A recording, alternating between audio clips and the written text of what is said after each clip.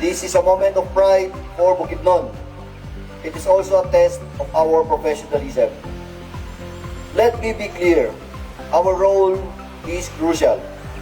We are not just maintaining peace and order, we are safeguarding the image of a safe, disciplined, and welcoming province. Every deployment, every checkpoint, every interaction with the public reflects who we are as police officers. Matagumpay na naidaos ang Kaamulan Festival 2026 sa probinsya ng Bukidnon, isang selebrasyon ng kultura at pagkakaisa ng mga katutubong tribo.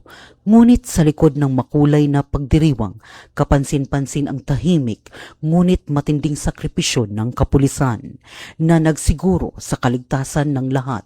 Ito ay sa gabay ng 4 core values ni Police Brigadier General Christopher N. Abrahano, ang maagap, marunong, magalang at maayos na serbisyo sa mga mamamayan.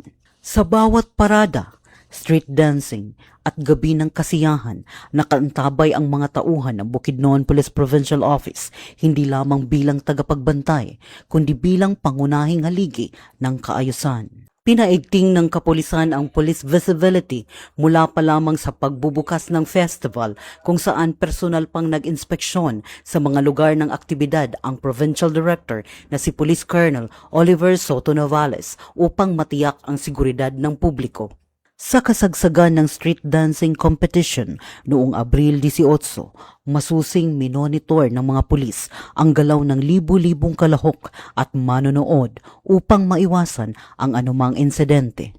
Hindi rin nagpahuli ang kanilang presensya sa mga malalaking event tulad ng Celebrity Night at Pyro Music Festival kung saan nagsagawa sila ng mahigpit na seguridad at crowd control operations. Sa kabila ng pagod, puyat at matinding deployment na natiling naka-duty ang mga pulis upang masigurong ligtas ang bawat dumalo. Matapos ang selebrasyon, agad nagsagawa ng post-event debriefing ang pamunuan ng Bukidnon PPO bilang pagkilala sa dedikasyon at sakripisyo ng bawat personnel na naging bahagi ng matagumpay na pagdiriwang. Sa kabuuan, naging mapayapa at maayos ang Kaamulan Festival 2026, patunay na sa likod ng makukulay na tradisyon at kasiyahan naroon ang hindi matatawarang serbisyo at sakripisyo ng kapulisan para sa kaligtasan at kapayapaan.